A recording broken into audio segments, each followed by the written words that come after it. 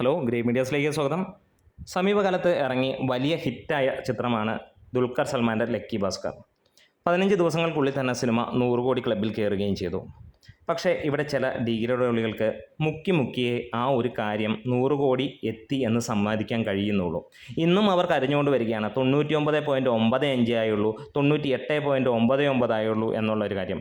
ഇന്നുകൊണ്ട് ചിലപ്പോൾ 100 കോടി കിടക്കും, അല്ലെങ്കിൽ നാളെയോ മറ്റന്നാൾ കൊണ്ട് കിടക്കും. ഇങ്ങനെ കരയുന്ന ഡീഗ്രേഡോളി കുഞ്ഞുങ്ങളെ ഒരുപാട് ഇപ്പോൾ നമുക്ക് കാണാൻ, ഒരുപാടല്ല, ഏതാനും ആളുകളെ കാണാൻ കഴിയും. പ്രത്യേകിച്ച് നമുക്ക് യൂട്യൂബ് മേഖലയിലും അതേപോലെ തന്നെ സോഷ്യൽ മീഡിയയിലും നമുക്ക് കാണാൻ കഴിയുന്നു.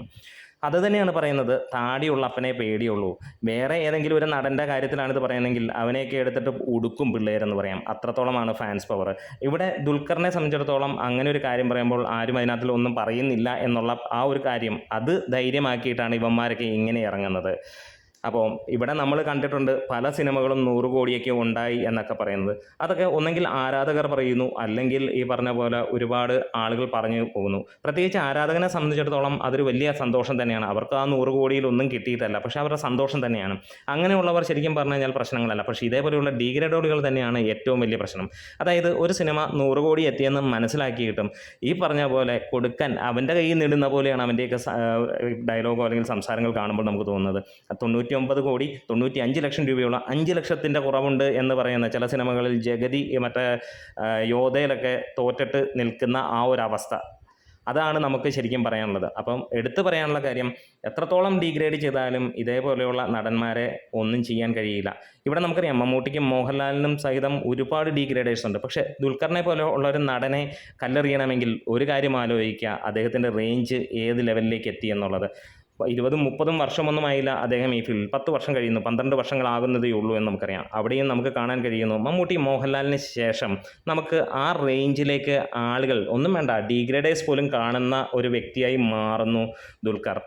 ഇവിടെ ഒന്നിനും കൊള്ളില്ലാത്ത സിനിമ 80-90 കോടി ആയെന്ന് വാതോരാതെ ചിലച്ചവന്മാരാണ്. പിന്നീട് പ്രൊഡ്യൂസർ തന്നെ കണക്കിറക്കിയപ്പോൾ അത് 50-40 ഒക്കെ നിൽക്കുന്നതാണ്.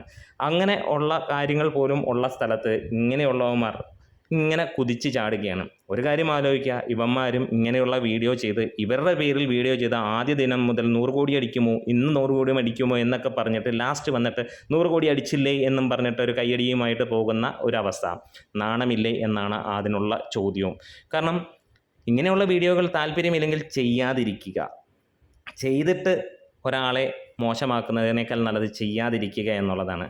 എന്താണേലും വേറെ ഏതെങ്കിലും ഒരു നടനെതിരെയൊക്കെ ആണെങ്കിൽ, അല്ലെങ്കിൽ അവരുടെ സിനിമയ്ക്കെതിരെയാണെങ്കിൽ പിള്ളേർ എടുത്ത് ഉടുക്കുമെന്നുള്ളതിന് യാതൊരു സംശയവുമില്ല.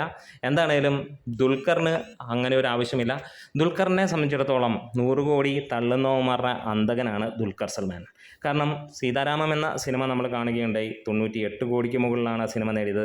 സാധാരണ തള്ളുന്ന ടീംസിനെ പോലെയാണെങ്കിൽ 2 കോടി തള്ളാൻ വലിയ പാടൊന്നുമില്ല എന്നുള്ളതാണ് എല്ലാവർക്കും വിശ്വസിക്കാനും കഴിയുന്ന. 98 കോടി കിട്ടിയതിന് 2 കോടി എന്ന് പറയുന്ന ആരും വലിയ കാര്യമാക്കില്ല. പക്ഷേ അതിൽ വേണ്ട എന്നുള്ളതും ഇങ്ങനെ തള്ളി വരുന്ന കണക്കുകളെ മാറ്റിമറിക്കുകയാണ് അദ്ദേഹം ചെയ്തത്. ഇവിടെ ഈ സീതാരാമത്തിനെ പോലെ തന്നെ അതിന് മുകളിൽ വലിയ വിജയമായ ലക്കി ഭാസ്കർ എത്തുമ്പോൾ ഒരു കാര്യം അദ്ദേഹം ഒരിക്കൽ കൂടെ അരക്കിട്ടുറപ്പിക്കുകയാണ്. വേറെ ഒന്നുമല്ല, 100 കോടി നേടുക ഈ തള്ളുന്ന അത്ര എളുപ്പമല്ല. 4 ദിവസം കൊണ്ട് 50 കോടിയും, 8-ാം ദിവസം 100 കോടിയും, 11-ാം ദിവസം 150 കോടിയും, 20-ാം ദിവസം 250 കോടിയും എന്നൊക്കെ പറയുന്ന തള്ളാൻ ആ തള്ളാണ് എന്ന് പറയും. ഇവിടെ മലയാള സിനിമകൾ മാത്രമല്ല, തമിഴ് സിനിമയിലാണെങ്കിൽ പോലും അതൊന്നും നടക്കില്ല എന്നുള്ളത്. പിന്നെ വേണമെങ്കിൽ വിചാരിക്കാം രജനീകാന്ത് വിചാരിച്ചാൽ മാത്രം നടക്കും. കാരണം അദ്ദേഹം ചെയ്യുന്നതെല്ലാം നമുക്ക് സാധാരണ രീതിയിലുള്ളതാണ്.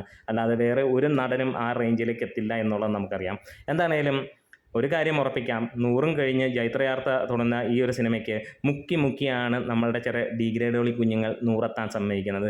നിങ്ങൾ കരഞ്ഞോളൂ, വാനോളം ആവശ്യത്തോളം കരഞ്ഞോളൂ. പക്ഷേ സിനിമ 100 കഴിഞ്ഞ് 110 കോടിയിലേക്ക് എത്തിയിരിക്കുന്നു. നമ്മുടെ വീഡിയോസ് ഇഷ്ടമായ ഒന്ന് സപ്പോർട്ട് ചെയ്ത് തരാം. നമ്മൾ പറഞ്ഞതിനോട് അനുകൂലിക്കുന്നുണ്ടെങ്കിൽ ഒന്ന് സപ്പോർട്ട് ചെയ്യാം. അതല്ല ഇഷ്ടമായില്ലെങ്കിൽ തീർച്ചയായും പറയാം. Grey medias.